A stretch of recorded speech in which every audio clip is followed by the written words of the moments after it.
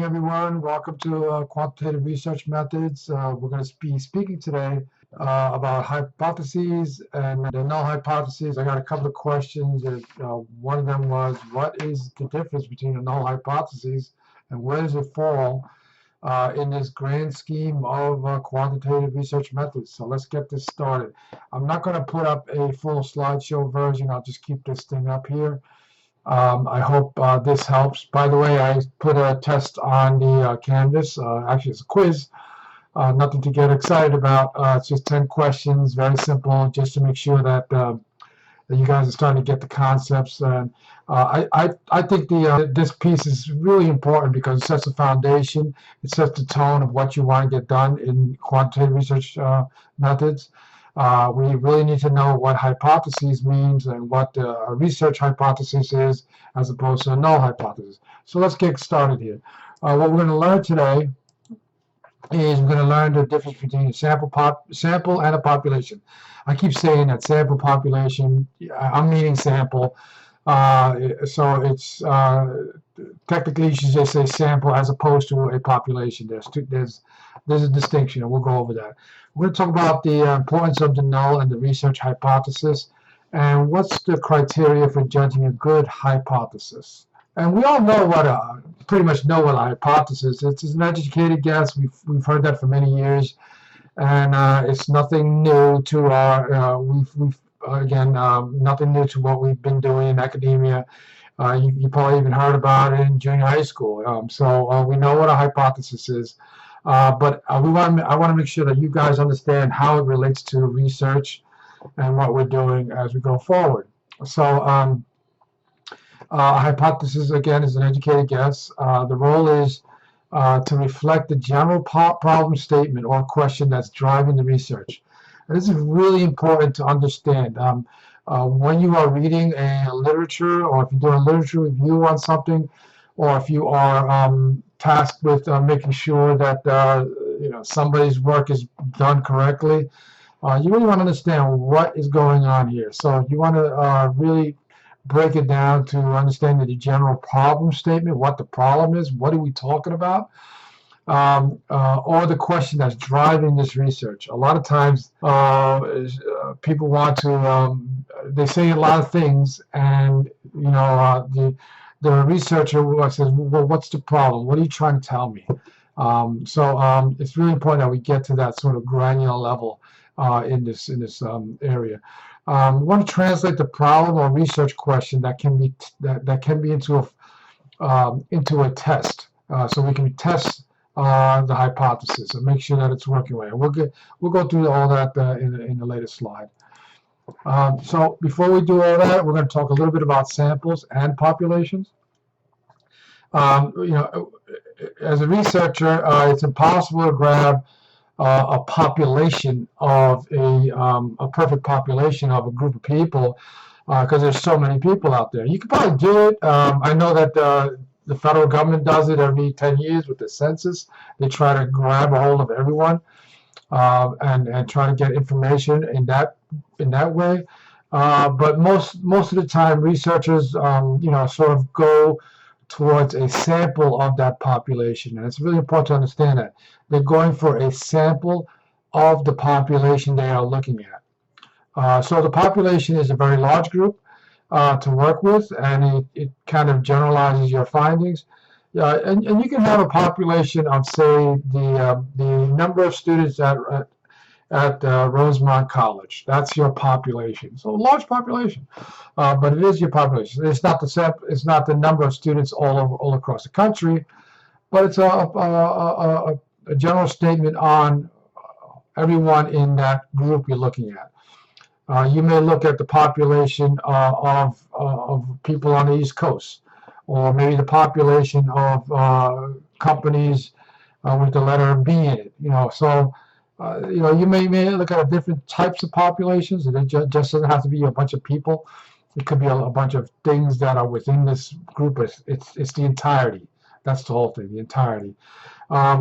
Typically, researchers cannot or do not have the resources, time, or energy to look at an entire population. So you have to make some inferences. And we're going to talk about inferential statistics in another class.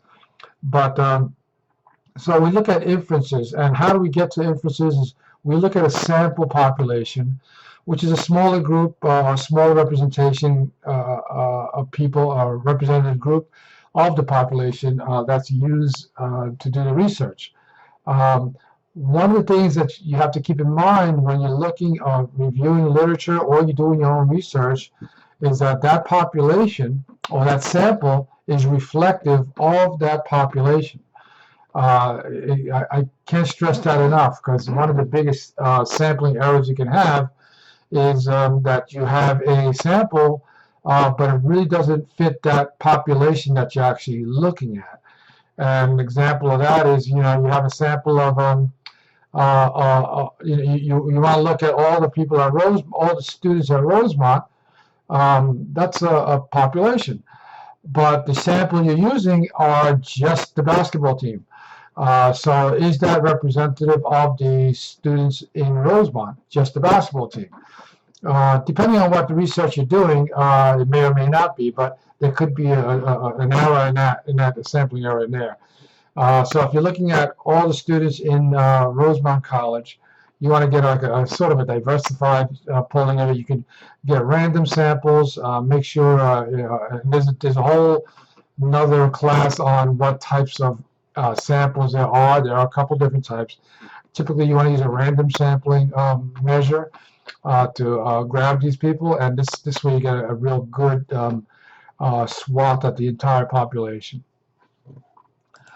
So let's go to the null hypothesis. Again, a student wanted me to talk a little bit about it, and I appreciate the feedback, and on my email telling me, hey, Dr. Merced, we want to make sure that I understand what's going on here.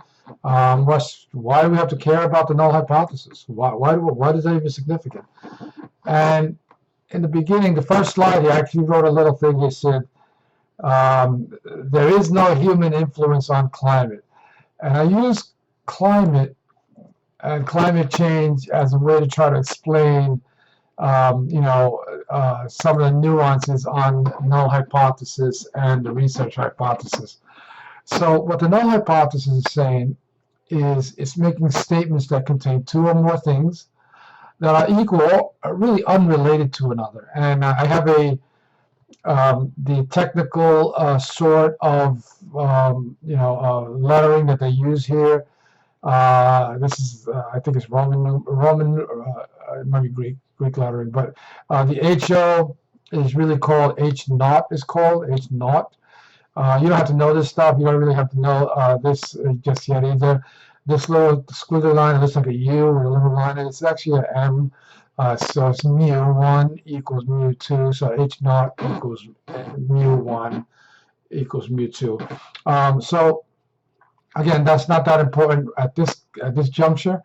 But it is what it does tell you is that the null hypothesis really means that the status quo is an accepted and true value without knowing more information. The starting point. So when I go to this sort of statement right here, there is no human influence on climate. One of the variables is human, and the other is climate. So there is no relationship. In other words, there's no relationship at all, and that would be your null hypothesis. I hope we got that. I hope I didn't screw that up. So that's your starting point. And it's actually the benchmark to compare actual outcomes. So you're going to find your null hypothesis first. That's the first thing. And again, on your quiz, I think there is a thing that says null hypothesis first, and your research hypothesis second, something like that. So you got two answers right there. So your null hypothesis is a starting point, a statement of fact, or a statement that you need to, as you go forward in research, to take a look at. Now, the research hypothesis is where it gets interesting. So we have your null hypothesis. It starts off. There's no human influence on climate change. Now, your research hypothesis, your researcher says, hey, wait a minute. There is differences or relationships between variables. So maybe going back to that first thing, there is a human influence on, or humans are influenced. I'm trying to not mess up the sentence, but there is human influence on climate. There we go. So your research hypothesis asks you to do that. You're actually questioning the status quo, and that's what science is all about. That's what research is all about, is to try to advance a study or advance the knowledge of something. So your research hypothesis, you are going to say there is a difference. In this lecture, I'll talk a little bit about two types of research hypotheses. There are two. There's one is called directional research hypothesis. The other is called non-directional. Directional talks. Let me see if I get this. Non-directional research hypothesis. There is they call it a two-tailed hypothesis. Why do they call it tails? Not because there's a cat with two tails, but on your regular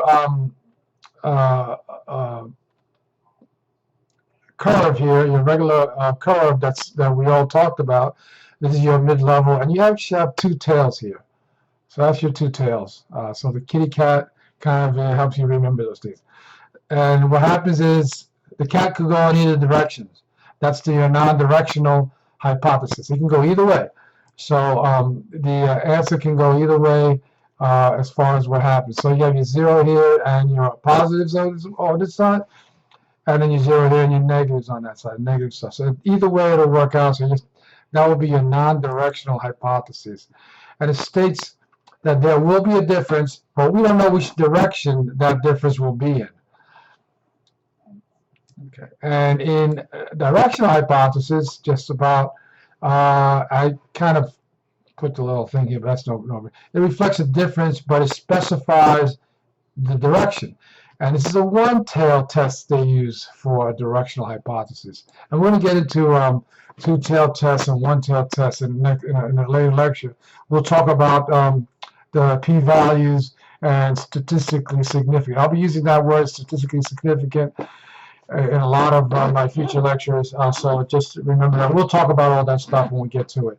But if something falls in line down here and beyond, it may not be statistically significant, or that may be the benchmark, the level that you're looking at. So if everything falls in line here, then you can argue that there is a relationship. So back to two tails. So okay, all right. So let's see. The next one is the difference between the null and the research hypothesis. So we did talk a little bit about that, and just do this slide up here so you can have a better understanding. Your null hypothesis, remember there's no relationship between variables. You can actually make stuff up. There's no relation. There is no human influence. Now, in some other classes, I used to give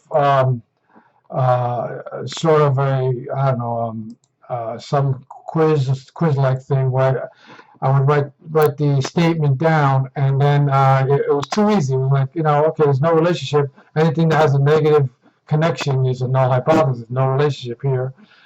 So I kind of stayed away from it. But you guys get it. There's no relationship between the variables. It could be anything at all. There's no relationship between people getting blood clots and taking AstraZeneca. AstraZeneca is a drug, a vaccine that the Europeans are using. Came out of England. The Oxford folks brought this out.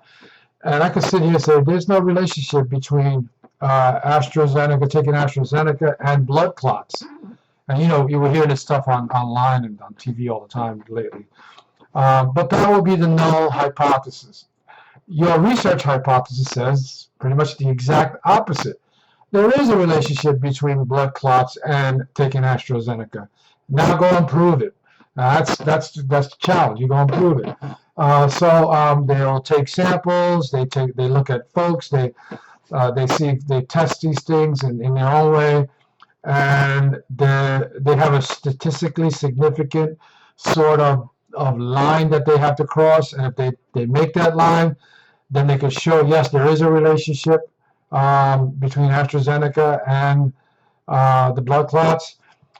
or they cannot prove it, so the null hypothesis would remain in effect. There is no relationship between blood clots and AstraZeneca. Funny story is we had the same problem here in the United States. It wasn't that we were talking about the COVID vaccine, where people were saying, "Oh, I got the shingles because the vaccine gave me the shingles." 1 in 3 people get the shingles without vaccines or anything, regardless. So the question was, if you take AstraZeneca, there's no relationship between, say, the American vaccine, could be Pfizer, let's say Pfizer. There's no relationship between Pfizer and getting the shingles. That's your null hypothesis. Now, researchers are going to go and say, well, there is a relationship between those two variables, and now they have to prove it, and they were not able to prove it, and the bottom line is that people, even if they didn't take the vaccine, they were going to get the shingles anyway. That was just, part of what's going on in their bodies. So they kind of sort of misread those things. So same thing happened in Europe. There's not a statistically significant number of people getting blood clots, so it's all cleared up. Okay, that was a little long-winded, but I apologize for that one. The null hypothesis refers to the population. So it means everyone in that population you're talking about is affected by that null hypothesis. Let me see my first question here. There is no human influence on climate. Human is everybody. In this statement right here, that's everybody. So that's refers to the population. If I said, the Rosemont student population, that's where the null hypothesis would lie on. It's indirectly tested, so it's not there's no direct test going in. And again, like I said before, it's written in Greek symbols. Where's my Greek symbols at? Where are you? Yeah, it's written in Greek symbols. So this is the Greek mu, and that's how that is. And the other one, I don't know if I did the other one symbol-wise. Okay, I did. There's an implied hypothesis. So here's my again, I go back to my original statement. There is no human influence on climate. That's my null hypothesis. H, and it's simply subscript 0. I couldn't find that in PowerPoint. H subscript 0 would be the null hypothesis, or H naught, they call it. That's how you pronounce it. In the research hypothesis, again, we're doing the research. We are going to validate or conflict with what's going on here. We are saying there is a relationship between the variables, and we look at samples, and we look at representative samples, making sure the sample is representative of the population, and we directly test this stuff. It's usually written in Roman symbols, and I failed to show you that one, but that's okay. Only because I can't figure out how to do Roman symbols on PowerPoint. Their text stuff is a little bit off my charts. The fonts.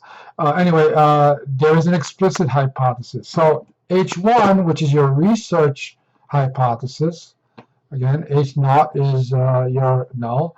H1, I wrote down